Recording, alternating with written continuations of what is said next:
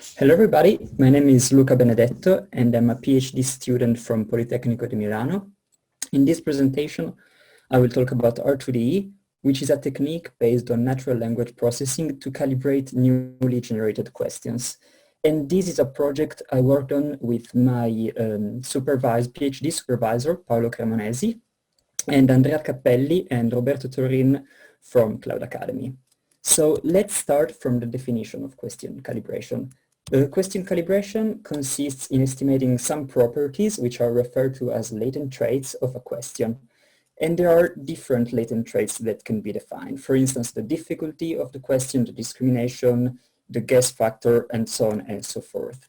In this work, we are going to consider two latent traits. We're going to consider the difficulty and the discrimination as they are defined in item response theory, and specifically as they are defined in the two parameters model in item response theory.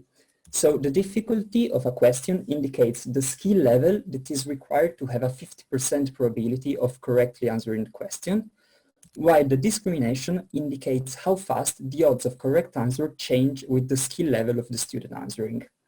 Since I think that these two definitions may be not too intuitive if you're not familiar with item response theory, let's see a couple of images. This curve represents one question, let's call it question A, and it represents for the probability of correct answer depending on the skill level of the student answering.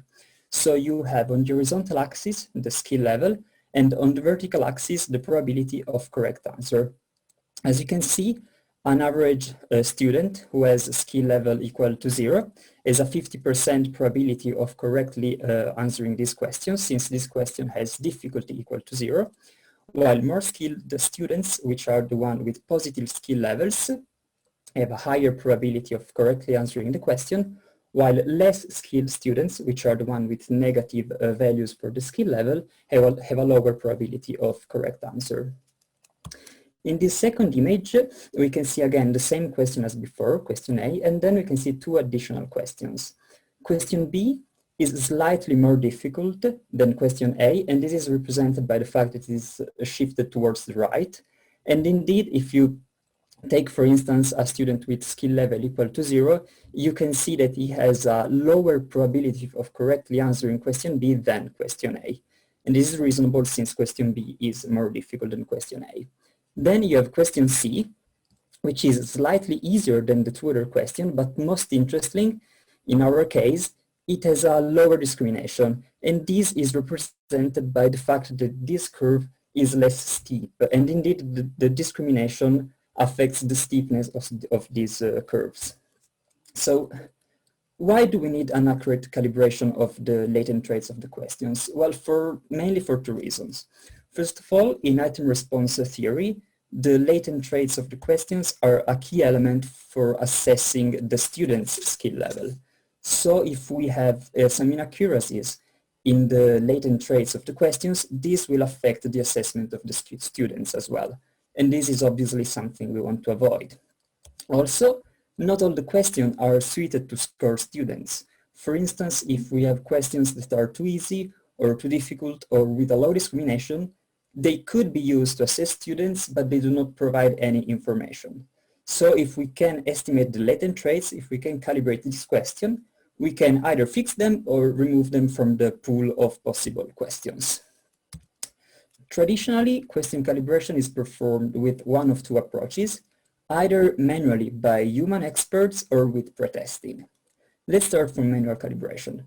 Basically, it consists in having a domain expert manually selecting a number representing the value of the latent traits for the question. This can be quite fast, is performed at creation time, but on the other hand is not scalable. Indeed, if you ask a person to calibrate 1,000 or maybe 2,000 questions, it will take forever. Also, this is by definition subjective, so it is not very accurate, and also it is extremely inconsistent. Lastly, it is doable for the difficulty, but it is not very intuitive for the discrimination. The second option is pretesting. Pretesting consists in showing a newly generated question to the students which are taking an exam as if it was a standard exam question. But it is not used to assess the students. On the other hand, the students are assessed with the other questions of the exam, and the skill level of the student is used to assess and to calibrate this newly generated question. This approach leads indeed to an accurate and reliable estimation of the latent traits of the question, but it takes a lot of time, and also we are forced to use the question and to show the question to the students without being able to use it to score the students, and this is something we want to avoid. A possible solution to these problems, to this limitation, is to use the only information that we have when a question is generated, which is the text of the questions. And we might want to use natural language processing to calibrate the newly generated questions from the text of the question itself. This approach is not new. It was already done by some previous research. In particular, I mention here two works, and both these works use the text of the question to estimate the wrongness of newly generated questions. And the wrongness is the fraction of students which answered the question wrongly. We had the goal to try to improve results obtained in previous work. First of all, because we are using latent traits as defined in item response theory, and this is more accurate than the wrongness, since the wrongness approach does not account for different students' skill levels, while IRT does. Secondly, we are estimating both the difficulty and the discrimination, instead of estimating only one latent trait. And lastly, since we had a lot of problems to compare our work with the previously published works, since they both worked on private datasets as we do, but they did not provide any code, we publish our code with the hope that R2DE will be tested on other datasets as well. So in this paper, we propose R2DE, which is a regressor for difficulty and discrimination estimation, and it estimates the difficulty and the discrimination of newly generated questions from textual information. In particular, we are working on multiple choice questions. It uses the text of the question and the text of the possible choices, so not only the text of the question, and from this textual information, it extracts some features which are then used as input to regression algorithms. Here you can see an overview of the architecture of R2DE from the textual information, which is at the top, to the estimated latent traits, which are at the bottom. And now I will try to show you all the different blocks. Starting from the top, we have three different fields, textual fields, the text of the question, and then the text of the choices, which is divided in correct choices and wrong choices. However, we needed a single input text for each question, so we decided to concatenate these three different blocks of text, and we tested three different approaches. Question only, which uses only the text of the question, question correct, which uses the text of the question and the text of the correct choice, and question full, which uses the text of the question and the text of all the possible choices. We experimented with all these three approaches, and we chose the best performing one with the cross-validation. Once we have a single input text for each question, we have to pre-process this text, and we did this with some of the standard steps of natural language processing, so removal of stop words, removal of punctuation, and stemming, in order to obtain a processed text, one for each question. Next step is to convert this text, this processed text, into feature arrays. And in order to do this, we use the technique coming from information retrieval, specifically TF-IDF. TF-IDF outputs a feature array in which each cell represents a word, and the value of that cell represents the importance of that word for the input question. Here I put the formula for TF-IDF, but basically the importance is computed by looking at the number of occurrences of the word in the question and the number of occurrences of the word in the whole corpus of questions.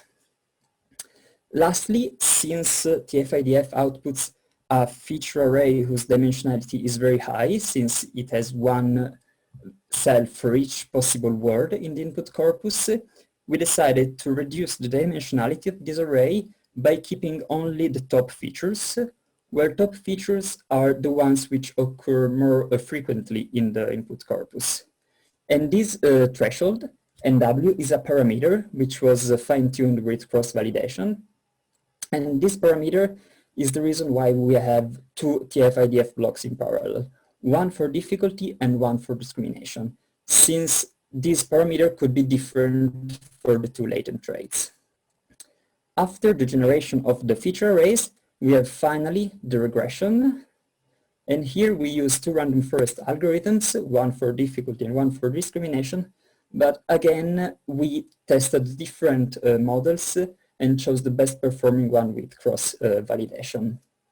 Now, we've seen the architecture of R2DE, so let's see the steps we did for our experiments. First of all, we want to, with R2DE, we want to estimate the latent traits from textual information. But we need a ground truth we need some ground truth latent traits. So the first step is to use item response theory to estimate this ground truth information.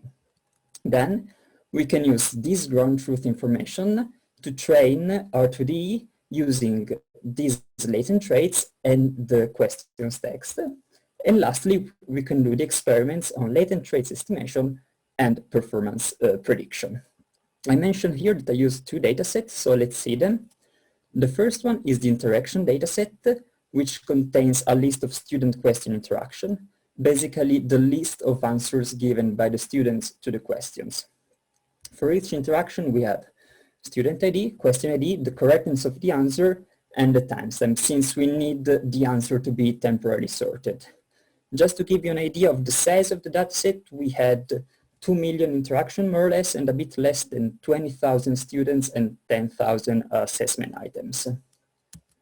Then the question dataset contains the ID of the question and then all the textual information for each question, which is text of the question and text for the correct and wrong choices.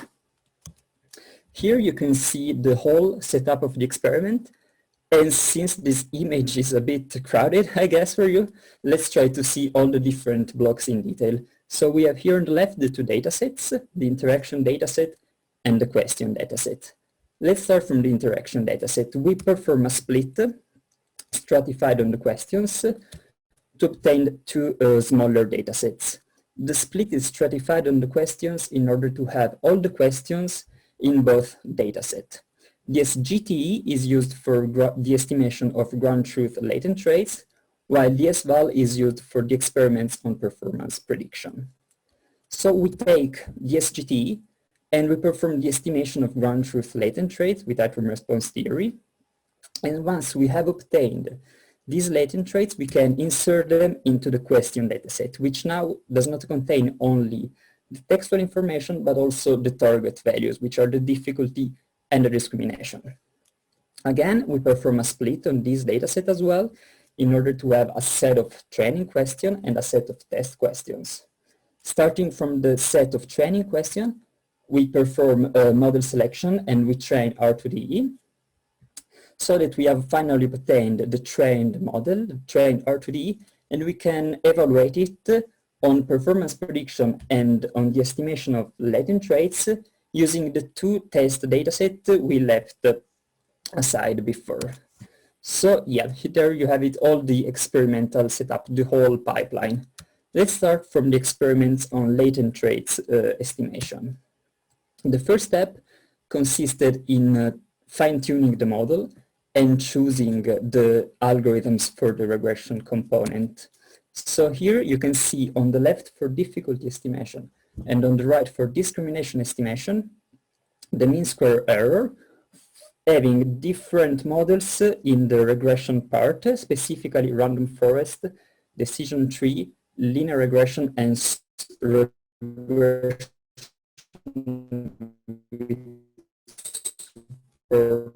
vector machine, which are represented in the rows. And then in the columns, you have the three approaches for concatenation. Question only, question correct,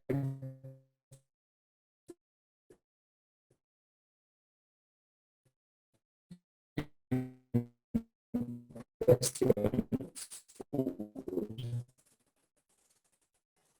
As evaluation metric, we use the mean square error, and you can see that the best performing configuration is random forest, and see for difficulty estimation on the left and this and the mean absolute error.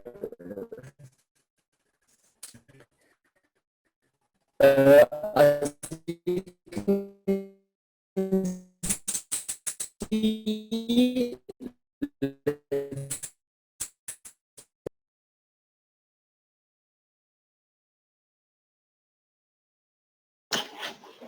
okay, it seems that Luca's connection broke down.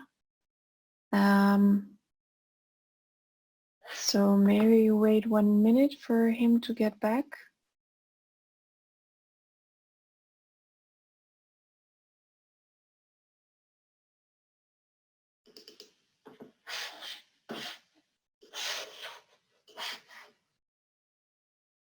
Yeah, there he is.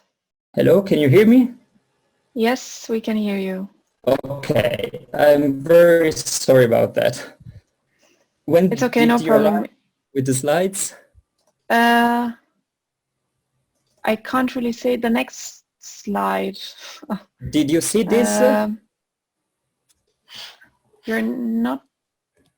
Yes, exactly the next slide after that, I think. Okay, so let's start again from here. These are the results for latent traits estimation on the test dataset. So we have on the left difficulty estimation and on the right discrimination estimation. And as metrics, we used root mean square error and mean absolute error. Let's take, for instance, the mean absolute error for difficulty estimation.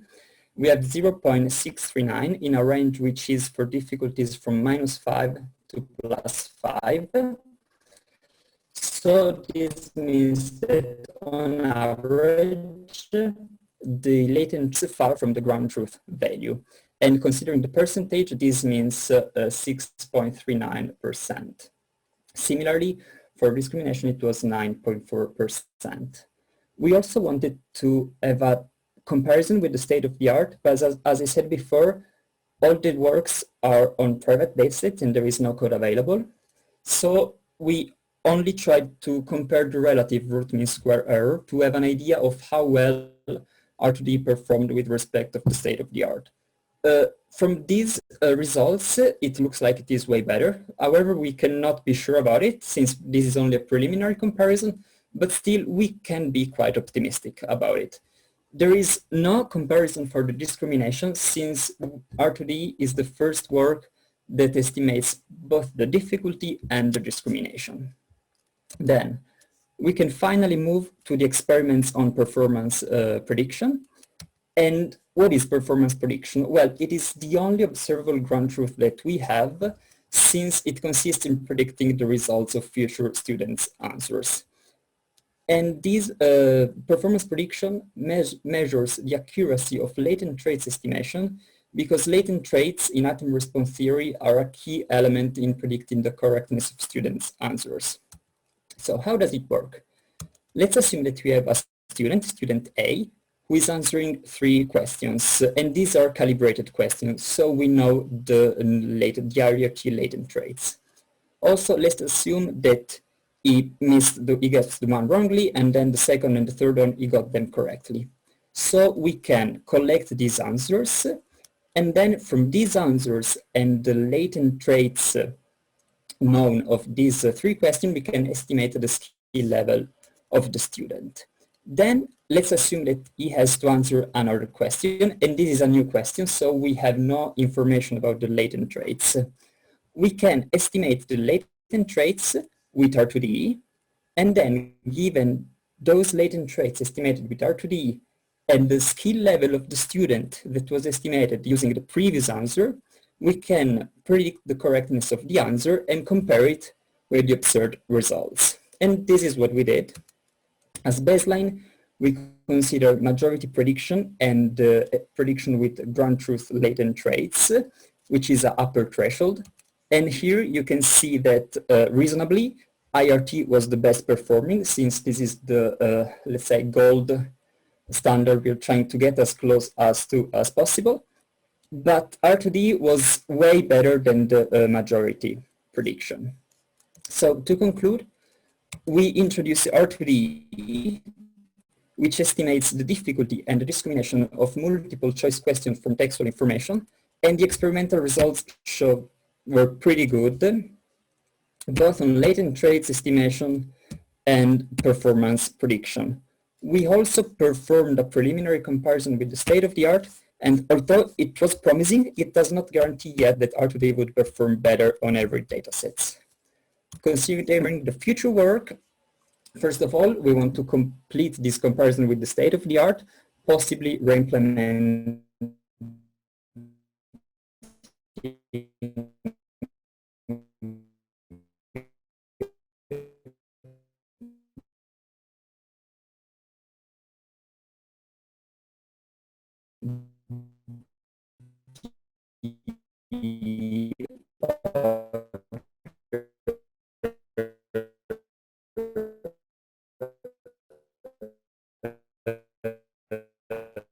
models, and then we want to expand. Okay, unfortunately, Luca dropped out again.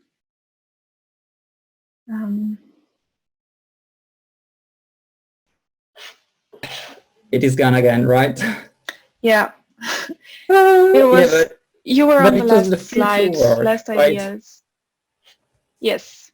Okay, yes. So last point was trying to use something similar to R2DE, but instead of estimating the latent traits of the question from the textual information, estimate the latent traits of the students from the text they have interacted with. For instance, math lectures they attended, questions they answered, and so on and so forth. So this concludes my presentation. I'm very sorry for the technical problems, but thank you for your attention nonetheless. And if you have any questions, I'd be happy to answer now or later by email or in the forum. Thank you very much.